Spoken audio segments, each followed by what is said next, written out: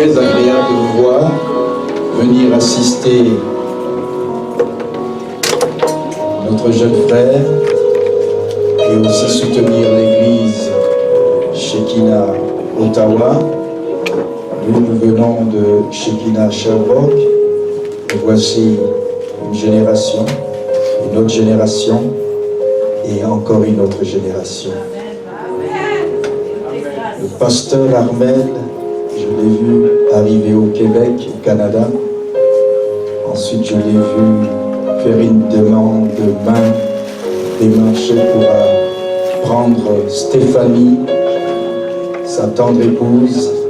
J'ai vu le petit Isaac, Alia, et le dernier s'appelle comment déjà? Eloa. Je l'ai vu arriver, il s'est tenu dans mon salon, il m'a dit je viens de Brazza. Par la suite, on a commencé à travailler ensemble. Et quand Shekinah a commencé à Sherbrooke, il était là parmi les premiers disciples.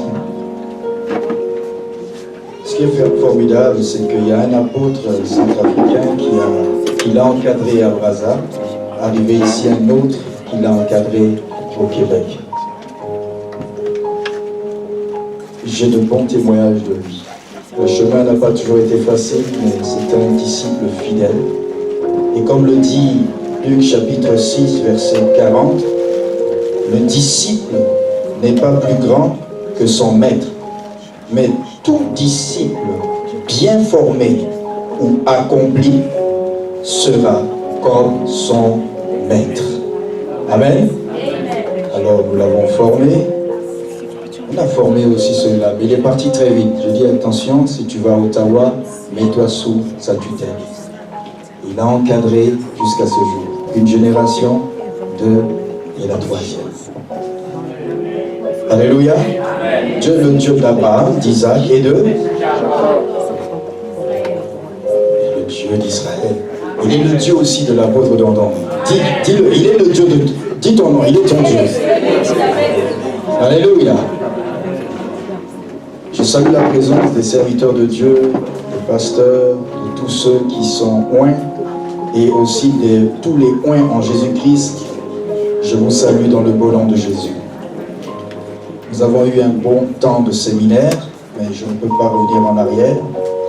Mais j'aimerais juste faire en 3 phases et je me donne comme défi si je peux finir dans 30 minutes et après passer du temps pour la consécration de notre jeune frère pour arriver vers la 8h30, ça serait formidable. Amen. Alors, on a eu un bon temps d'adoration. Est-ce que vous pouvez acclamer Shobi?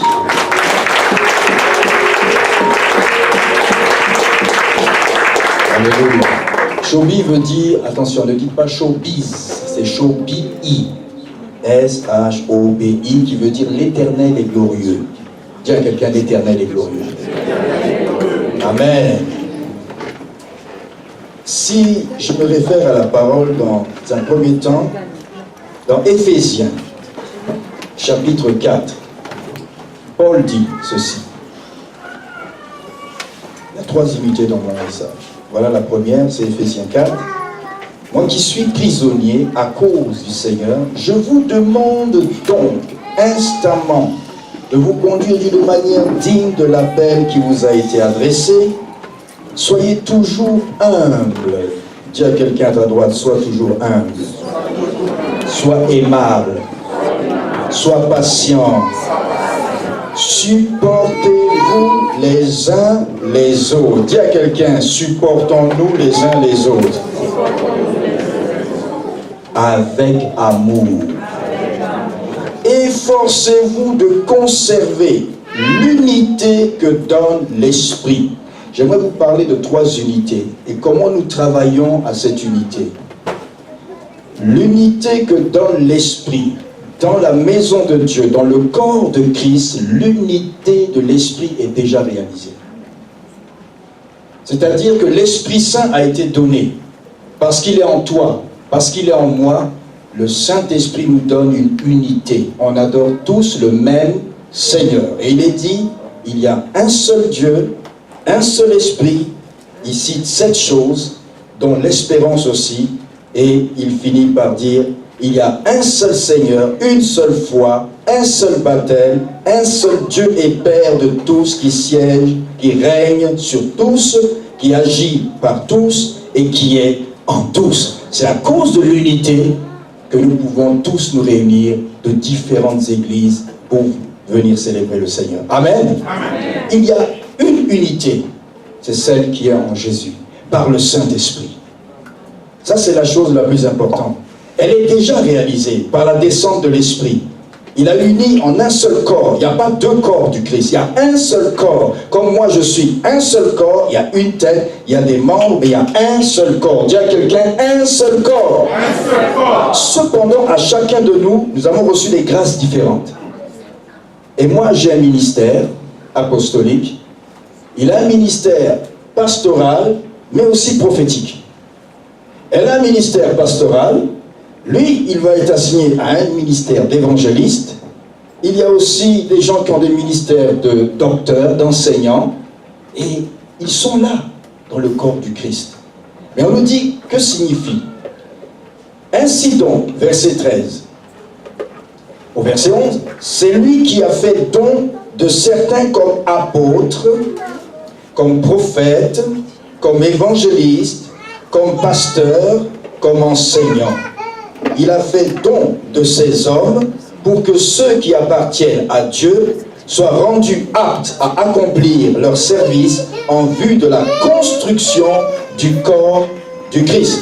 Dites avec moi, la construction du corps de Christ. Certains vont dire que les apôtres, puisqu'il y a des dons différents, mais il y a 5 dons majeurs. Et il y a d'autres dons que nous pouvons trouver dans Romains. Mais les dons qui sont cités ici ont un but. Certains vont dire que c'est par ordre hiérarchique, parce que l'apôtre, c'est le pouce, ensuite on voit le prophète qui pointe, l'évangéliste, le doigt qui va toujours un peu plus loin que les autres, et aussi le doigt de l'alliance qui est la pastorale, celui qui fait l'alliance du peuple, des brebis avec Dieu, et enfin, le doigt du docteur qui sert à déboucher nos oreilles. Quelqu'un dit les 5 doigts, les 5 ministères. Mais certains vont dire qu'il y a une hiérarchie. Mais je voudrais dire plutôt qu'il y a un ordre de construction.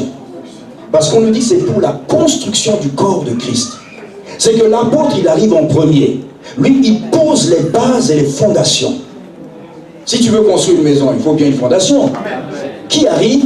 On nous dit que sur la fondation des apôtres et des prophètes, il jette les bases. Et ensuite, on édifie le corps de la maison. C'est un ordre de construction, je vais dire.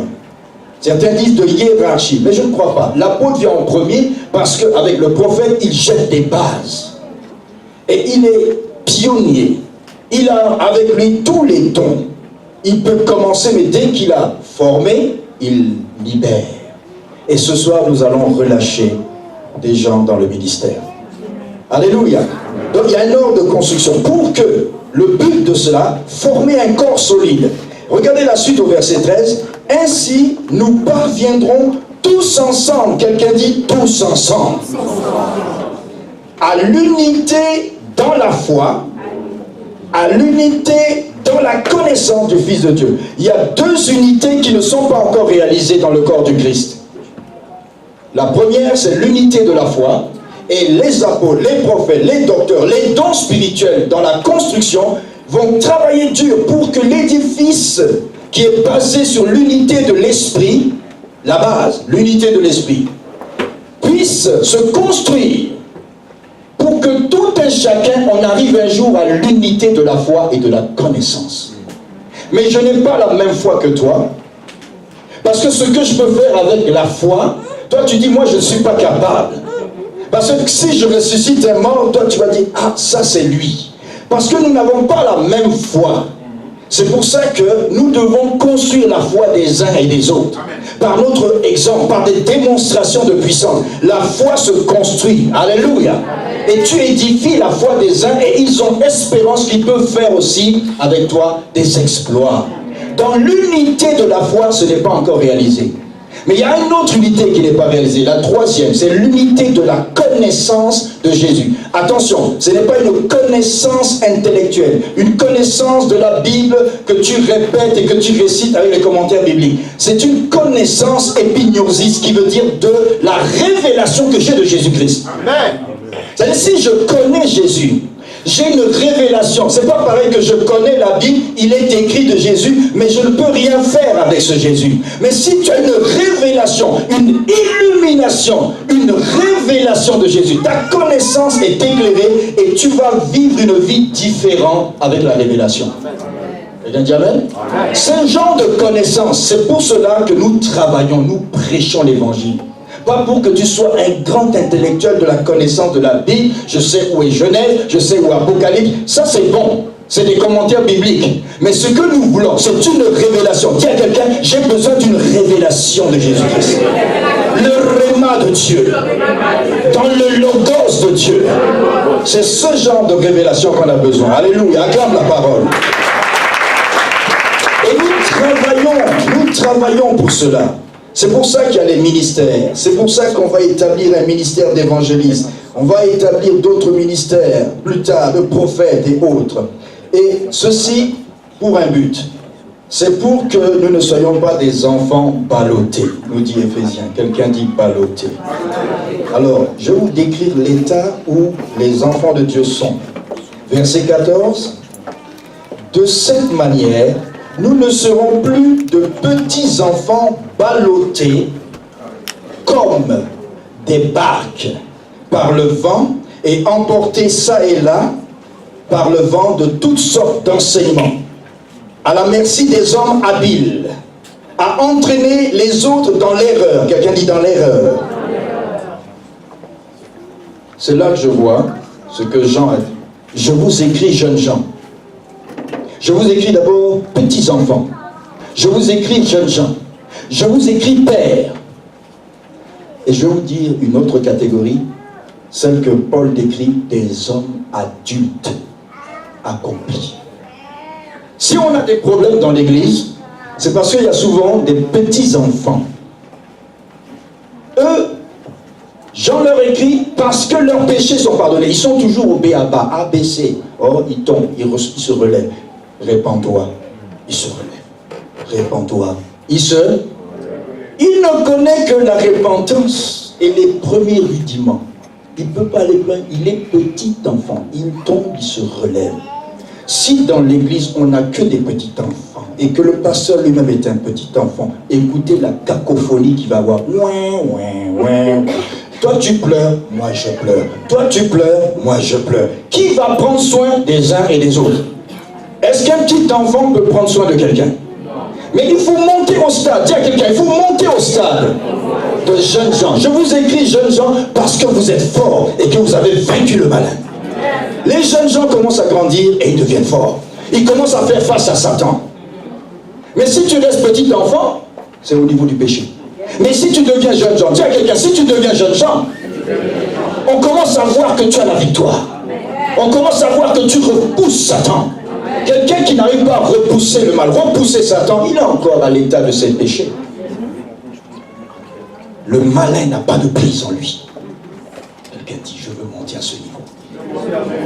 Mais il y a un troisième niveau. Je vous écris père. Quand tu deviens père, tu deviens mère. Tu es capable, le père engendre, la mère enfante. Et là, tu deviens quelqu'un qui prend soin des autres. Si tu es jeune gens, tu ne peux pas encore à la limite, tu n'es pas assez mature. Il faut que tu deviennes père, mère, tu enfantes dans la foi. Hein? Quand on commence à enfanter, l'église devient intéressante. Quand on a des pères qui prennent soin des enfants, on a 90 des pères et des mères, et on a 10% d'enfants. Ça c'est bon, ils vont grandir. On va faire d'autres enfants. Mais si on n'a que des enfants, des petits-enfants, je vous assure, l'église est souvent un stade, il y a beaucoup de petits-enfants. Très peu de pères, très peu de mères. Quatrième niveau, quelqu'un dit l'homme accompli. L'homme accompli. En grec, tételestai, c'est-à-dire c'est le cri que Jésus a posé sur la croix. Tout est accompli. C'est-à-dire c'est l'homme là, il est adulte dans la foi, Tu le touches, il te regarde. C'est comme Étienne quand on le lapide. Il te sourit. Parce qu'il a dépassé le niveau de père, il est accompli.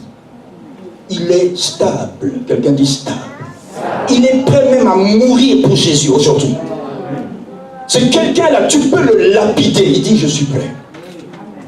Tu peux le persécuter, tu ne le touches pas. Le diable vient et dit, non, je ne sais pas où tu peux me toucher, tu n'as aucune prise en moi. Quelqu'un dit, accompli. Nous les apôtres, les prophètes, les docteurs, on travaille pour que les chrétiens soient accomplis, prêts à rentrer dans la gloire. Mais souvent on a des petits-enfants et ils montent au niveau de jeunes gens, ça commence à devenir intéressant, mais quand ils deviennent des pères et des mères, c'est encore plus intéressant. Mais quand ils sont accomplis, je vous dis qu'il y a dans des pays des gens qu'on persécute à cause de la lecture de la Bible. Il cache des Bibles en prison, il lit, on lui prend la Bible, on le fouette, il sort de prison, il va prendre encore une autre Bible, il rentre en prison et il continue de lire la Bible, alors que tu as des Bibles à la maison et tu n'es pas capable de lire. Hello? Est-ce qu'il y a quelqu'un qui m'écoute ce soir? Est-ce qu'il y a quelqu'un qui entend cette parole ce soir? Dis à quelqu'un, 2, 3 personnes, je veux progresser dans l'accompli. Je n'ai pas entendu, je n'ai pas entendu. Tu es prêt? Parce que si tu accomplis, d'abord si tu es jeune gens au moins, si tu es père au moins, eh bien tu ne seras pas ballotté. Il y a des crises dans les églises à cause des petits-enfants. Je dis, il y a des crises dans l'église à cause des petits-enfants. Ils ne sont pas stables. On dit réveille là-bas, il laisse là, il court là-bas. On dit c'est à Tokyo maintenant. À Tokyo et à Tokyo. On dit c'est encore où? Il n'est pas stable. Là où Dieu t'a planté, reste ferme. Je dis, là où Dieu t'a planté, sois stable. Moi j'aime la stabilité des gens. J'aime pas les gens fluctuants. À gauche, à droite, non. Je suis un homme de conviction. Dis à 2 personnes, es-tu une personne de conviction? Alléluia. Ça c'est la première chose. La deuxième chose, c'est Matthieu chapitre 20. Dis à quelqu'un, c'est intéressant. La parole de Dieu est toujours intéressante. Là, tu vas travailler à la construction du corps. En rentrant dans ton assemblée, tu vas travailler à la stabilité. Ne cherche pas des chicanes, ne cherche pas des problèmes. Pense à ce message. L'unité de l'esprit, il faut que je la conserve. Ensuite, je dois rechercher l'unité de la foi. On n'est pas tous arrivés à la même foi. Et chercher l'unité de la connaissance et de la révélation. Si on a tous cette révélation, je vous assure, les églises seraient stables. Il y a des églises ailleurs, c'est du réveil. D'autres églises, c'est de régler les problèmes intérieurs. Ils n'ont pas le temps d'évangéliser, c'est les problèmes à l'intérieur. Dis à quelqu'un, c'est terminé ce stade. Je veux monter à un autre niveau. Être fort comme le jeune homme. Être père, mère et être un homme, une femme accomplie en Christ. Alléluia. Matthieu 20. Et ça, c'est le travail des apôtres, des prophètes et tout cela. Ils ont été assignés à cette tâche de fondation, de bâtir la foi des gens et de les placer dans le ministère. Matthieu 20, un jour, mère Zébédée est venue voir Jésus. Matthieu 20, 20. On nous dit alors. Mais il y a un autre alors au verset 17. Alors qu'il montait à Jérusalem, Jésus prit les 12 à part. Quelqu'un dit les 12 à part. Mais ce avant, alors, il y a aussi l'histoire du verset 1 qui descend jusqu'au verset 16. Un homme avait une vigne. À telle heure, il sort, il dit, toi viens travailler. À telle heure, il sort, toi viens travailler. Et à 5 heures du soir, il sort encore, il reste 1 heure de travail. Le salaire de une journée, c'est 1 denier. Et il va maintenant les payer. Ceux qui ont commencé très tôt, il les laisse, il va vers ceux qui ont commencé très tard. Il dit, vous qui avez commencé à la dernière heure, voilà votre denier. Et il leur donne à tous, jusqu'à ceux qui ont commencé à la première heure. Ils se sont dit, nous on va avoir plus d'1 denier alors. Et il leur donne aussi 1 denier. Et ils sont déçus. Il dit, moi je fais ce que je veux de mon argent. C'est le salaire, non? 100 $ par jour, c'est correct? Tu reviens, tu viens pas, je t'ai dit de rentrer dans ma vie pour 1 denier, et c'est 1 denier. Si c'est à la première heure ou à la dernière heure, tu es payé pareil. Là, ça choque les gens. Quelqu'un dit, ça choque les gens. Je veux vous apprendre que le royaume de Dieu, c'est le royaume à l'envers. Les conceptions du royaume ne sont pas comme tu le penses. Et là, maintenant, il arrive alors, et il dit aux gens, je vous ai dit une histoire, non? Maintenant, allons à Jérusalem. Là, on va me frapper. Là, on va me cracher dessus. On va me clouer sur un bois. Et je vais mourir. Et là, et c'est nous qui te suivons. Il dit, suivez-moi. C'est le royaume à l'envers. Suivez-moi. Nous ne sommes pas du monde. Suivez-moi. Quelqu'un dit, suivez-moi. Suivez-moi. Et on arrive maintenant à la femme Zébédée qui arrive dans le décor pendant qu'ils progressent à Jérusalem, qu'ils ont entendu cette parabole de ceux qui ont reçu à chaque heure de l'argent. Et elle arrive et dit, oh là, il est temps de négocier pour mes enfants. Quelqu'un dit, il est temps de négocier pour mes enfants. Il y a des femmes qui voient loin. Il y a des parents qui voient très loin pour leurs enfants. Il y a des gens qui sont capables de mettre 10 000 $ dans les études de leurs enfants, mais qui ne mettent rien dans les offrandes parce que pour eux, ce n'est pas intéressant là. C'est intéressant pour le social, le monde. Mais il y a une femme, dites avec moi, il y a une femme, Mère Zébédée. Elle a vu ce temple de Galilée, elle a dit, je vais investir dans la vie de mes enfants. Je vais négocier pour eux. Écoute Jésus, est-ce que tu peux pas, je pense que je suis la première à te faire cette demande. Merci, Dieu merci. Personne n'a fait cette demande encore. Tu ne peux pas positionner à droite l'un des 12 là, qui s'appelle Jacques, c'est l'aîné, et Jean, le plus jeune, qui était d'ailleurs le plus jeune de tous les disciples. Il est mort en dernier. Dans l'île de Patmos, il a été ramené. Il est mort dans l'amour et la paix. Jésus a dit, Pierre, lui là, est-ce qu'il va rester jusqu'à tu viennes? Il a vu Jésus dans la gloire de l'Apocalypse. Il est resté à 80 années. Amen. Et c'est lui qu'on appelle Jean le bien-aimé. L'homme qui mettait son oreille sur la poitrine de Jésus. On l'appelle le bien-aimé. Et Daniel s'appelle le bien-aimé. Les deux ont reçu des révélations de la fin du temps. Il est bien-aimé. Est-ce qu'il y a des bien-aimés dans la salle? Ces bien-aimés là, c'est... Non, il y a des gens aimés de Dieu. Mais il y a ceux qui sont tellement proches qui collent leurs oreilles au rythme cardiaque du Christ. Oh, il y a quelqu'un dans cette salle. Jésus là leur dit, tu n'es pas seulement aimé de mon Père, mais tu es un bien-aimé. Il y a des gens comme ça. Oh, je vais être parmi ceux-là. Ceux-là, ils auront une place de choix. Et Jean et Daniel étaient des bien-aimés. Daniel, 14 ans, à Babylone, résolu dans son cœur de ne jamais se souiller. Tu peux être à Montréal, tu peux être à Ottawa, tu peux être en Amérique du Nord. Si tu décides de ne pas être comme les autres jeunes, je te dis que Dieu va t'appeler bien-aimé. Et Daniel était bien-aimé.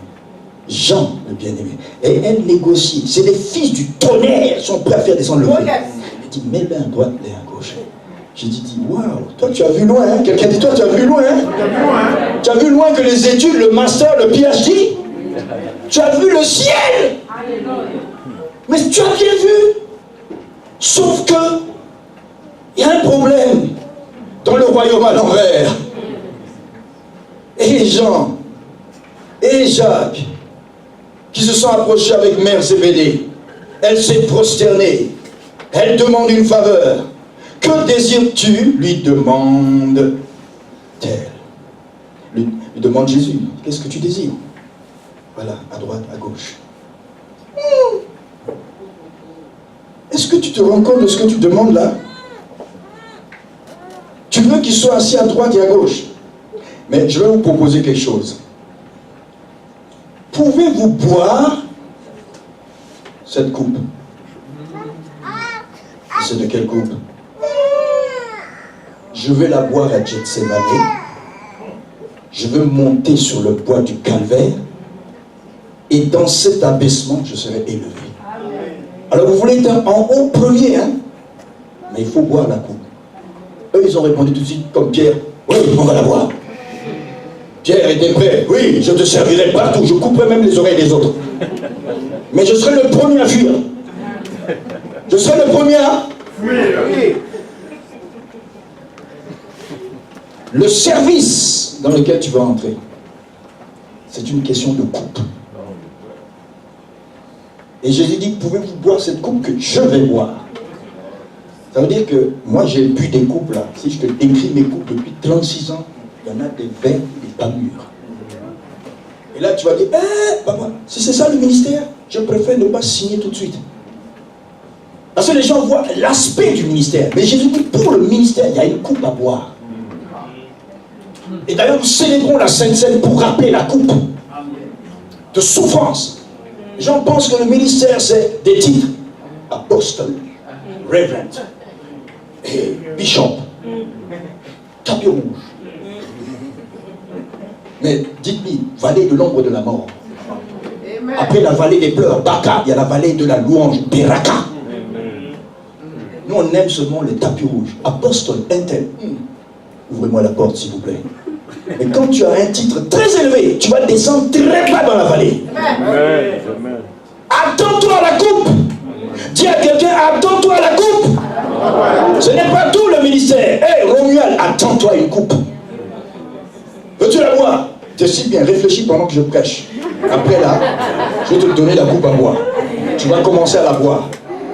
Avant, quand je parlais de toutes ces histoires à mon fils, j'étais en France, j'étais au Caraïbes, il comprenait. Mais on dit souvent en Afrique, quand un grand frère est devant toi, tu es derrière lui, eh bien, la mouche tombe d'abord dans ses yeux, au grand frère. Toi, tu esquives. Amen. Mais quand maintenant, il n'est plus là, là, tu te rends compte que la critique est aisée, mais l'art est très difficile. Et là, il a commencé à me dire, hé papa, un jour il est venu me voir au bureau à Chem. Hé papa, rien ne va lui dire, oh, calme-toi fils, c'est juste la coupe. Quelqu'un dit c'est juste la coupe. On a mis un peu beaucoup là, tu deviens ivre là. Tu commences à devenir ivre là. Alléluia. Alléluia. La coupe te rend ivre parfois. Mais il faut tenir debout. Amen. Il faut te le dire à quelqu'un, il faut tenir debout. Quand ça souffle, il faut rester debout. Chaque disciple a sa coupe à boire. Peux-tu boire cette coupe? Peux-tu boire cette coupe, Romuald? Tu ne sais pas ce que tu es en train de rentrer dedans. Évangéliste Romuald. Hey, Arroba Santa Leke. Hey, évangéliste. C'est bon, hein? Tu as d'ailleurs très belle nœud papillon, là. Mais je vais t'offrir une coupe aujourd'hui. Une consécration sous la coupe à boire. Une onction où tu vas rentrer avec le maître. Ils ont été à Gethsemane, ils ont tous fui. Premier test, 0 sur 20. La coupe à boire. Amen. Je finirai en disant, il y a une grande importance de former des leaders. Quelqu'un dit des leaders. Un leader, c'est quelqu'un qui a une responsabilité quelconque. Mais il y a plusieurs sortes de leaders. Il y a les apôtres, les prophètes, les docteurs, etc. Il y a ceux qui sont dans des départements de l'église. Il y a même celui qui est au drum. J'appelle ça même un leader, parce qu'il y a une responsabilité derrière le drum. Même celui qui est là, il a une responsabilité d'être là. Il n'a pas intérêt à être absent. Et au pianiste, il y a ceux qui sont à l'intercession, comme notre maman ici. Il y a des gens qui dirigent des groupes d'intercession. Chacun a une responsabilité. Et peut-être toi qui es assis, tu dis, mais qu'est-ce que je fais? Tu dois évangéliser. Tu as quelqu'un, chacun a une responsabilité. Mais il y a des leaders. Et ce que je voudrais vous dire, c'est que il y a une importance de former des leaders. Le monde politique, le monde des affaires a compris depuis longtemps l'importance et le rôle capital des leaders dans le succès de toute entreprise. Quelqu'un dit le succès de toute entreprise. Le monde a développé, Pasteur Armel, des programmes de formation avec des objectifs, avec des compétitions dans l'excellence pour être efficace.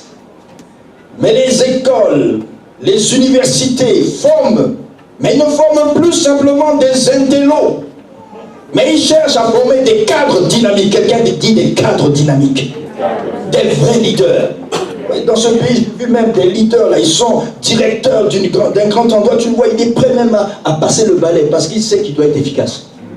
Mais je sais que je viens d'un pays là où la bureaucratie, là, dès qu'on dit tu es derrière un bureau, c'est difficile d'aller cultiver le champ.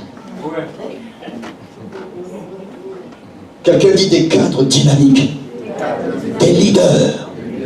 Les églises qui grandissent aujourd'hui à travers le monde sont ceux qui ont compris que la clé de la vitalité qu'elles ont tant besoin se trouve dans leur leader, le leadership. Des gens formés pour répondre aux défis de notre génération. C'est pour ça un homme du nom de Charles-Maurice Talleyrand a dit ceci, que la prospérité, la stabilité, la paix d'une communauté, d'une armée ou de n'importe quel organisme dépend de leaders.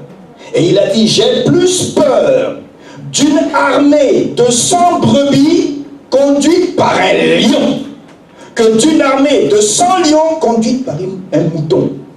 Il y a quelqu'un qui a compris? Le mouton voit la guerre, il fuit. Les lions disent, on fait comment?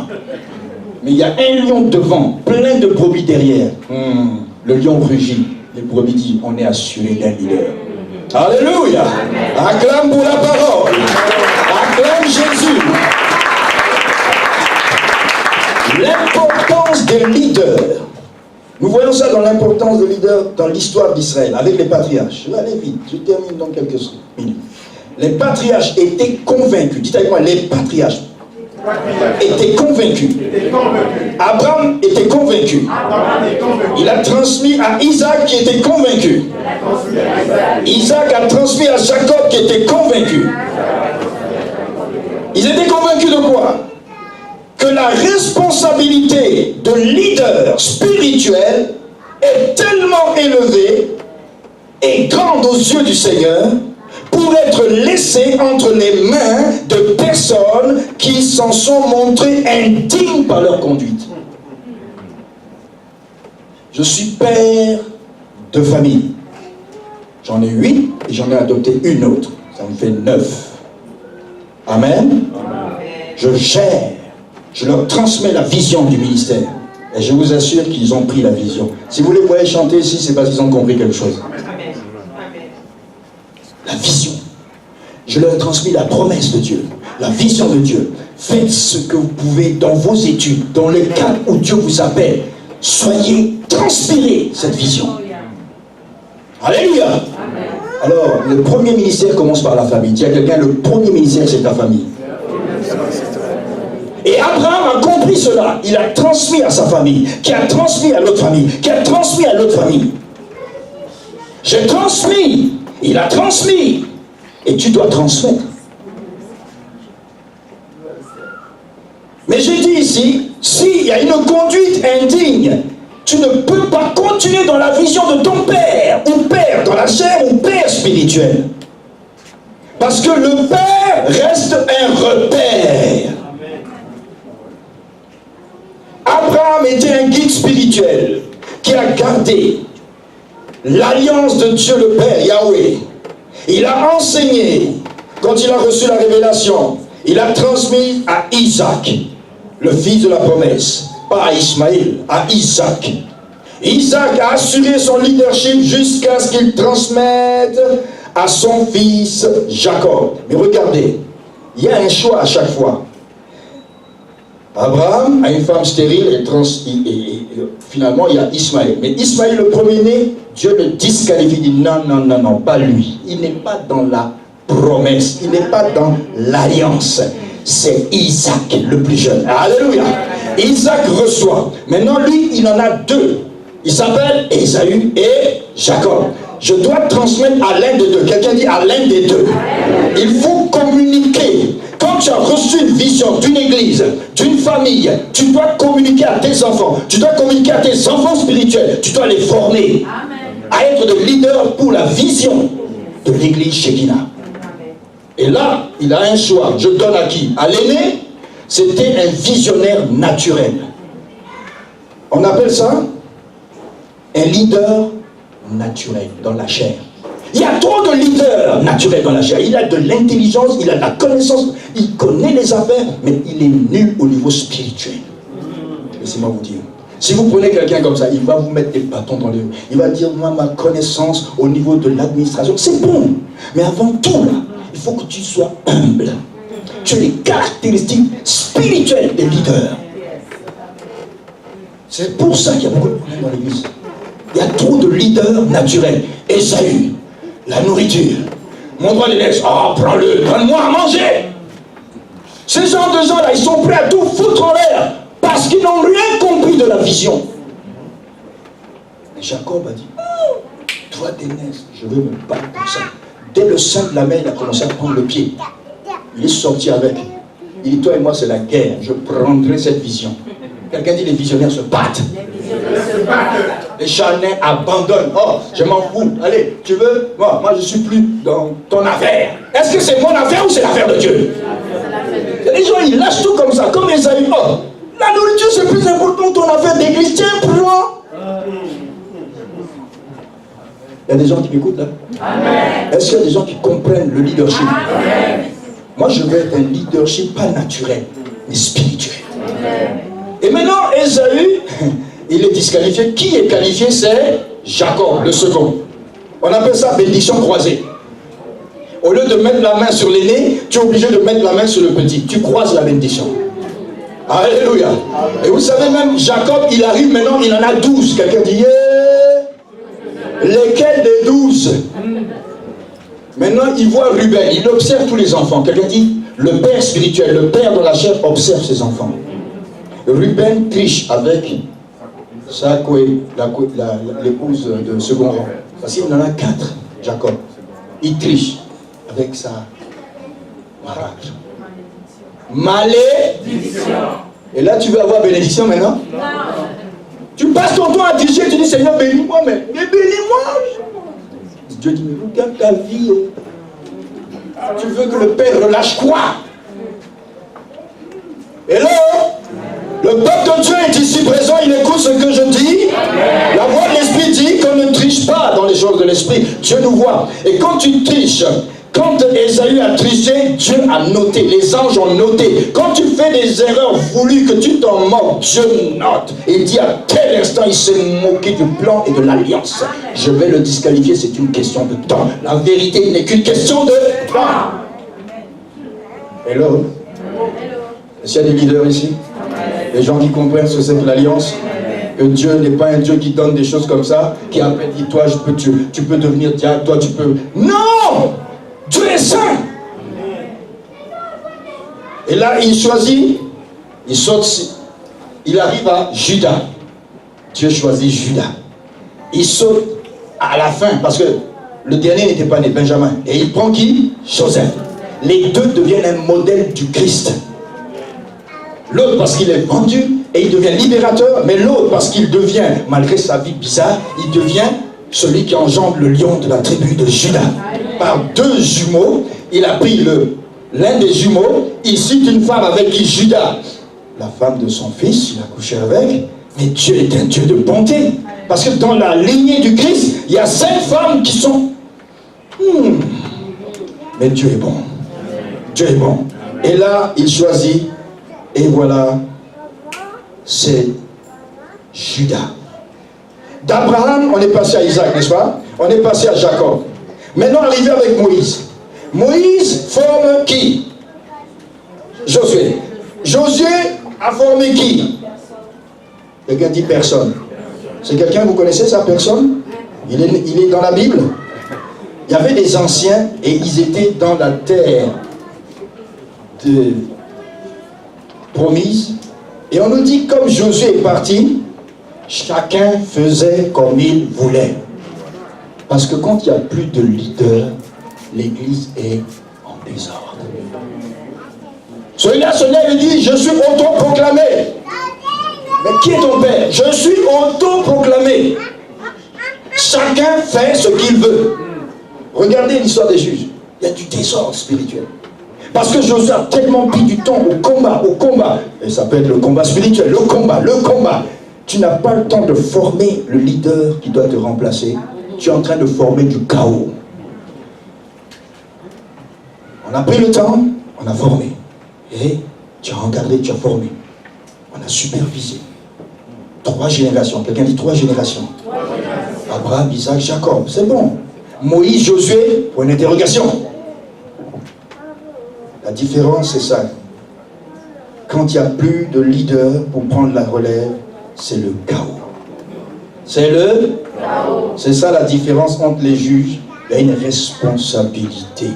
C'est pour ça qu'avant de mourir, Moïse a dit, Moïse parla à l'Éternel, Nombre 27, et je termine avec ça, que l'Éternel, le Dieu des esprits, de toute chair établis sur l'assemblée, un homme qui sorte devant eux et qui entre devant eux, qui les fasse sortir et qui les fasse rentrer, afin que l'assemblée de l'Éternel ne soit pas comme des brebis sans berger.